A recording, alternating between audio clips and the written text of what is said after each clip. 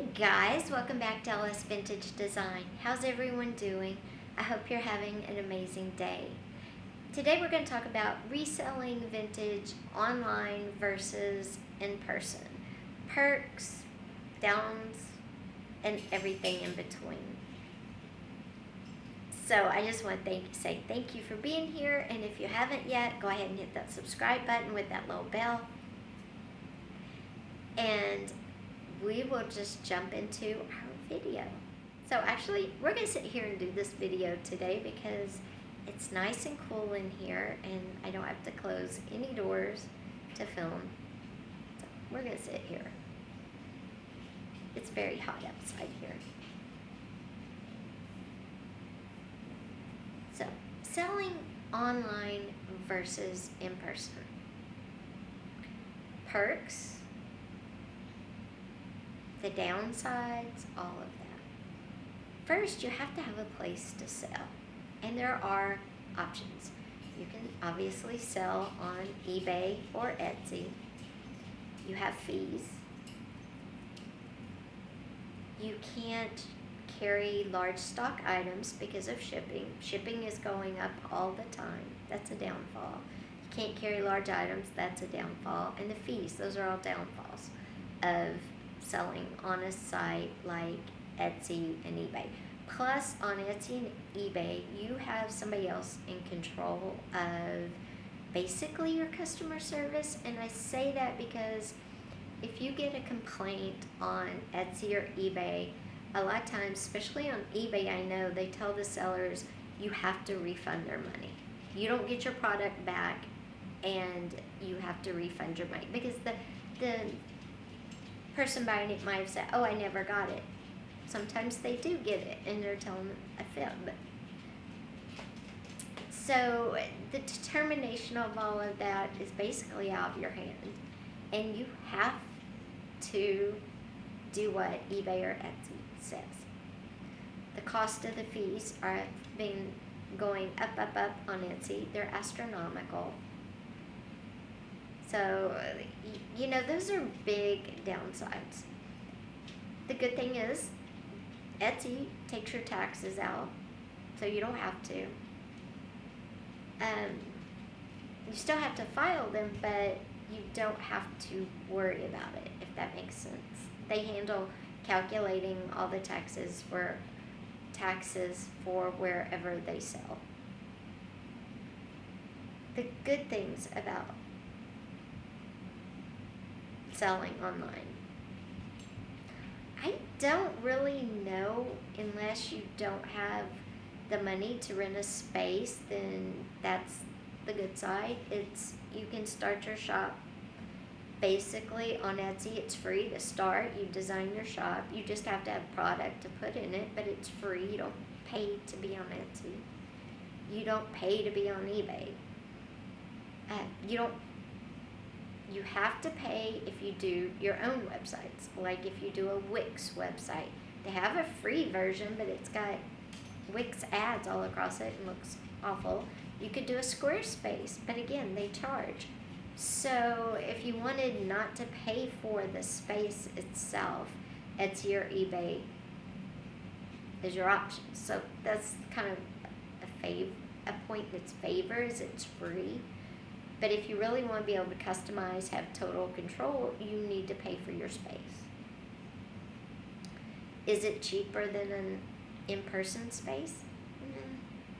It depends. Depends. How much do you want to control your site, your website? How much do you want to be able to add to it, take away from it? So it depends.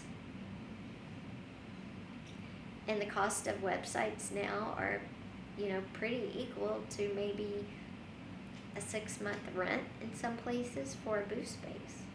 It just depends on where you're renting. If you're in a small town, your rent's cheaper than if you're in a large city. You can get a bigger booth in a small town for less money, and in the city you get a much smaller booth for a lot of money. So again, am I comparing apples to oranges when I compare online to in person? No, I'm not. because there are so many costs associated with doing business, whether it's in person or online, that they kind of all balance out. You have to have a business name. You have to have your sales tax. You have to, now some of the antique malls will collect the sales tax and remit it for you. Some don't. So it's just kind of like all over the place, just like having your own site versus an Etsy shop. So what really determines what kind of resale shop you have determines what you're reselling, how big you want to resell, how often do you want to refurbish a site, replenish. And there's a lot to that in person and online. People say, oh, online, it's easy. You don't have to carry stuff to a place, lug it in, lug old stuff out, rearrange. You don't, no. But you have to go buy it. You have to photograph it. You have to list it. So it's a whole nother set of, it's a pain. And I think anytime you run your own business, it's a pain. But it's a good pain because it's yours, right? So you kind of have to decide how much work you want to put in and what you're going for. I have some large pieces that I really wish I had an in-person site to go put these in. I would love that. But you have to have money up front and you have to sign. Most of the time now they're making you sign 6 months to a year. And that could be $600, it could be more. So really, the cost in person is higher. But the amount of money you can make is more because you can sell larger items. Yes, you could sell online larger items and have local pickup only. But I don't want to load stuff into a car and unload it at the police station because that's the only place I would sell in person at. So it's kind of a personal preference. What are you comfortable doing kind of balance. And what I would recommend if you're thinking of having either type of shop is making a list. Pros, cons, online, in person. And make your list, and what works for you might be different than what works for me or for Sally over here or Joe over here. Everybody's different. Everybody has different circumstances.